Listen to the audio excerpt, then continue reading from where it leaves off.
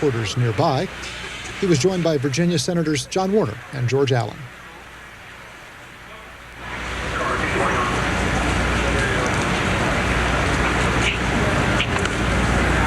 Good afternoon. Senator Warner, Senator Allen, and I have had a chance to be briefed by the Secretary of the Army for a few minutes. We've had a chance then to go out and retour this area. I'm out here to take a look at the progress that's being made.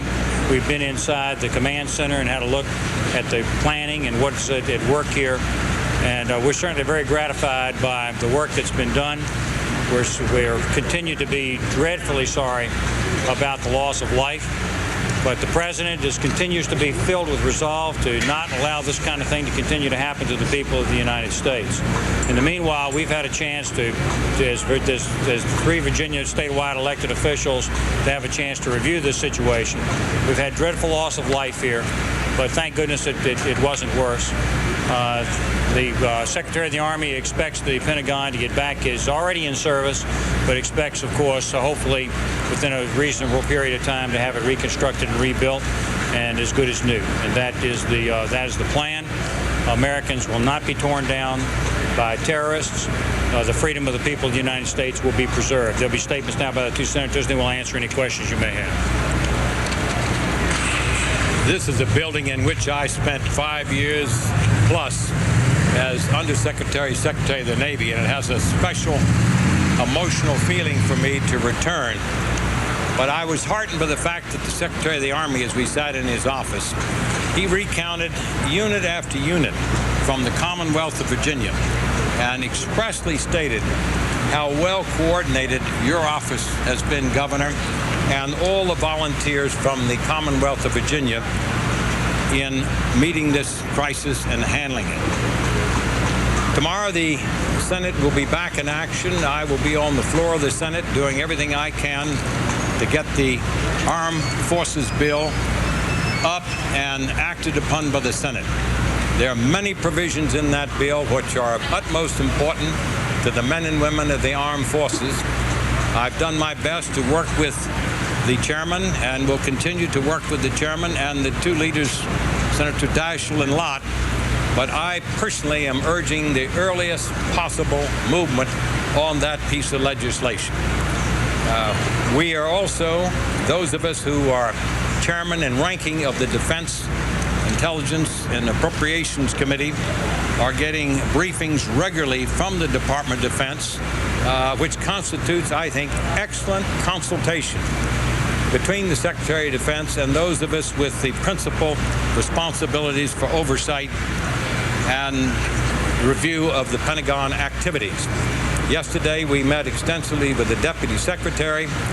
As I leave here, I go back into the building where I'll be meeting with members of the Joint Staffs and the Joint Chiefs. George? Heard a good briefing by both the governor and the senior senator from Virginia on the situation here. What impresses me most, having been here just late last week, is the great progress that's been made. Every one of the times I speak about this situation, you talk about how dangerous it still is for those firefighters and rescue workers in that facility, and they've done a remarkable job.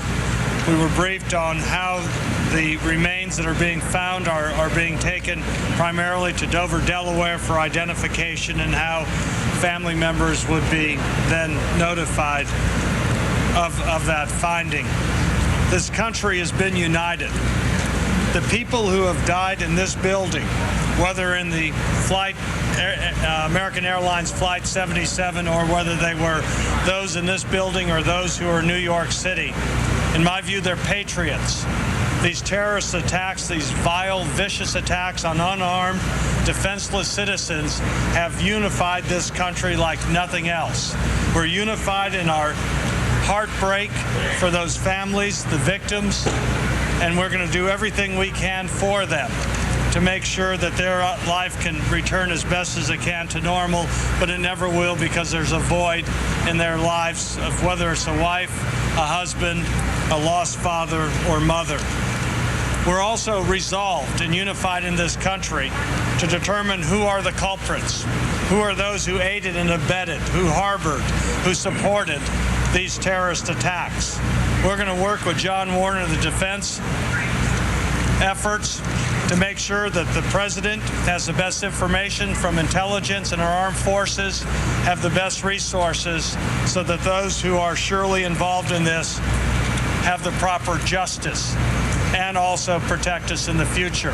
Later this week, if it does go forward, on Thursday, on the Commerce Committee, of which I'm a member, we're going to have a hearing on aviation safety. It is my view that never again in this country should a plane be hijacked and the pilots taken over in such a way that one of our commercial airlines could be taken over and be used as a missile in this way. I think our pilots and their cockpit have to be as safe as a vault, and the only way to get in or to get through it is from within. We also need to look at new ways of technology so that there is a signal instantly given from a cockpit to the FAA or to the air traffic controllers that there's a problem in that plane. And as Jim knows, here in Virginia, we have plenty of good technology companies, and certainly Senator Warner knows, as ranking member of Armed Services, technology that can allow that plane not just to be flown, but also to be landed. These are the sort of things that we need to do to increase our aviation safety in this country, for the safety of our country and also for the confidence of air travelers to once again fly the skies and enjoy the freedoms of this country. Thank you. Take any questions. Senator Warner, Yes. you certainly know the military better than anybody else. We've heard a lot of concern over the last years about funding for the military, readiness for 21st century combat. Are we ready for this? We are taking every step possible to examine from top to bottom all of our military and security resources. But I would tell you the following, that as we, under the direction of our president, address these wrongs, bring these people to justice, it will not only be the military, it will be diplomacy, it will be economics, it will be a bringing together every possible resource of this nation and hopefully a coalition of nations, which our president, he's to be strongly commended for his leadership and his continuing leadership to get it to be a family of nations. This is a strike, yes, against the United States, but it is against the entire Western world and the values and ideology we stand for. Our military today is re-examining every asset, determining where the monies, the $40 billion that we appropriated, portion of it goes to the military, how it should be reallocated amongst all types of things, from intelligence right down to the foot soldier, to determine how best to meet this adversary, which is called terrorism, and it is 1,000 faces involved with this enemy. But are you confident that they're ready, though? Are you confident? I am confident as of this moment we have the assets in our military to address any contingency which our president directs the military, together with other assets, against. Yes. Yes, they're ready. Do you have any new information today Beg about? pardon? Do you have any new information today? What can you tell us about our preparations and our military response? Well, as I say, I'm going into the Joint Staff, but I have taken the position, since they are sharing with the chairman and ranking of the principal committees a lot of information, I in no way comment on any plans that are now being formulated. Any other questions? Senator Warner, Yes. you must be impressed by what you see here today, the work that's been done to clean up this crater. Could you talk a little bit about that and Well, what's been done? it's not only today. I came over here the day of the accident and have been here, I think, almost every day as our government, except one, and the senator. Each day, we continue to be impressed with the cohesion between a lot of different units, not only from within Virginia, but other states like Maryland, the district, and now we just met a group coming up from Tennessee. It's like a great football team. They take their assignments in their positions, and when the whistle is blown, they go in as a team from whencever they come from. And let me point out one other thing. We're very conscious, of course, of the families who have loved ones, some of whom are still the remains there, possibly a life, who knows. But think of the families of these wonderful volunteers and professionals out here on this scene. let's also pause with an expression of gratitude for the families of the firefighters, the police, and all others who are working around the clock, very, very long shifts. Senator Allen, talk more about protecting pilots, protecting the cockpit, specifically what needs to be done now. Well, this is going to be the purpose of the hearing that is scheduled on Thursday, which is aviation safety and security. In my view, we can learn a few things from El Al. As we all, El Al is an airline out of Israel. They have obviously been subjected to suicide bombings and terrorist attacks for many years. The main thing, though, in flying these planes and taking these planes and turning them into guided missiles has been the taking over of the cockpit. That cockpit and those pilots need to be safe and secure. And if you use the attitude or the analogy that I use, that the cockpit ought to be as safe as a vault that only can be opened from within, then you get the idea that whatever may occur in the back may be a problem, but at least that missile will not be taken over, or that plane will not be taken over and used as a guided missile, because in my view, that is one of the key things that we can never let happen again in this country. Now, there are different things that can be done with cameras that the pilots can see what's going on in the back. There may be different ideas, and I'm not going to explore them here publicly, but ideas on how they could be subdued with various methods in the back. But then on top of it all, there needs to be a utilization of technology. And I've been, and John, I know you've been there, and I know Jim has, to Langley Research Center down in Hampton, Virginia. Some of the research that's been done on aviation safety, where the whole flight can be programmed from takeoff to flight to landing without a pilot doing anything but watching it.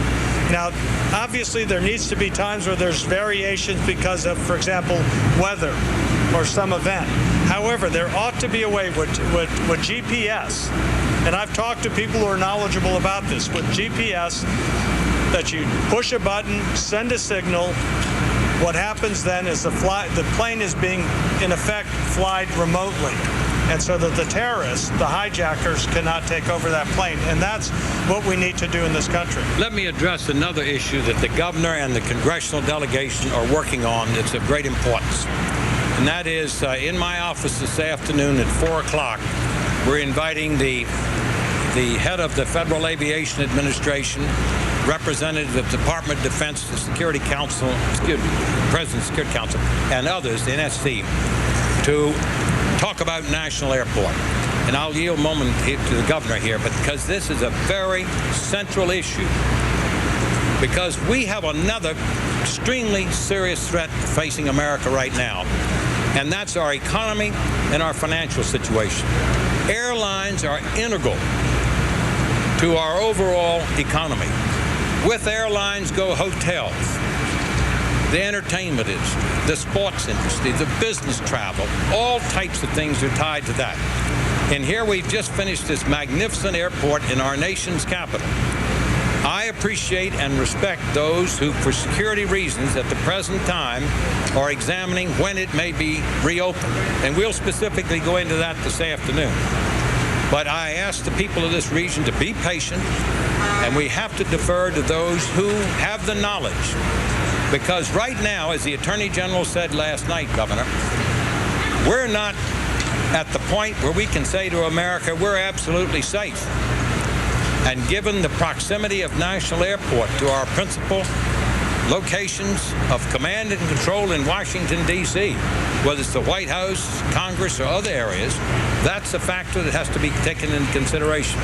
But I am gravely concerned about the impact on the economy of this particular airport, and I feel that hopefully we can reopen it, because if we are unable for security reasons, I don't want the terrorist world to think that we gave a square inch of territory to what they've done. Governor, you want to speak to that issue? Well, first of all, I just came from a meeting with the president, and I can assure you all that this country is prepared. The president has to strike a fine balance between reacting hastily in a way that would be less effective than I think the president wants to be. But I can assure you that he is resolved, that action will be taken that will prevent these kinds of attacks on the people of the United States. With respect to National Airport, I had a lengthy budget meeting just this Sunday night, and we're concerned about the impact upon the economy of the state of Virginia by the closure of Reagan National Airport. I'm certainly an advocate for it reopening again, or any other plan that will get this airport or its functions back up and running again at the earliest moment. That would be something that I would want to work with proper authorities in the federal government, the senators, of course, the FAA, and others to make sure that it gets reopened. Thank you very much. John, just so you all understand how we're unified in a variety of ways. On Reagan National Airport, obviously all three of us care about national security, but we also recognize that we shouldn't concede to the terrorist Reagan National Airport. It needs to be reopened as soon as is practicable with reasonable security precautions. We also will be joined this afternoon by the leaders of Arlington County, Alexandria, and Fairfax and the Washington Board of Trade, all recognizing how important that is for people in this region, our whole capital region, as well as the nation, to have access to their government, and including the impact on our economy. Clearly, tourism is very important to the Commonwealth of Virginia and to the Washington, D.C. area, and we need to make sure that those small businesses, restaurants, hotels, and motels can get back to normal as soon as possible, because there's a lot of jobs there for good, hardworking people. The governor's office also will be represented at this meeting this afternoon, and the heads of the principal airlines. You have one last question. The repairs are finished on the Cole. The repairs are finished on the Cole. Do you believe that it should fire the first shot in this conflict? The Cole needs some bringing up, training with its new crew, but let me tell you, the Cole was launched the day after this happened, and that is a clear manifestation of the ability of this country to care for our wounded and lost brave people, to heal our wounds, and to come back. There's one other little fact that's of interest. When we were in the Secretary of the Army's office, I was talking about this building. It's interesting. The footings for this building were laid exactly 60 years to the day that this attack was inflicted. That's interesting. The Pentagon cornerstone went down in 1941 on September 11th. Governor, the message for the terrorists. Yeah, I think our message for the terrorists is the following. We're going to make sure that our intelligence agencies have the tools that they need. They're going to be permitted to recruit people from within their own ranks. People in terrorist organizations from this point on will wake up wondering whether people within their own ranks are informing to the Central Intelligence Agency, to the FBI, which they shall be doing, and that they need to be concerned about that. In addition to that, the United States is prepared. It's ready. The president, I might say, is not interested in issues like the one about who's going to fire the first shot. The president is interested in making sure he uses the entire array of authority and force available to the people of the United States so that we can deal with this issue. He's going to strike that fine balance between acting correctly and with restraint, and at the same time acting decisively. And there's a fine balance there, and I think the president is striking that balance correctly today. Thank you all very much. One strong signal that hopefully will be sent to the terrorists is as follows, and our president is working on this, that Arab nations are coming forward to join us, because but a small fraction of the Arab world has the hatred as did these people in this suicide attack.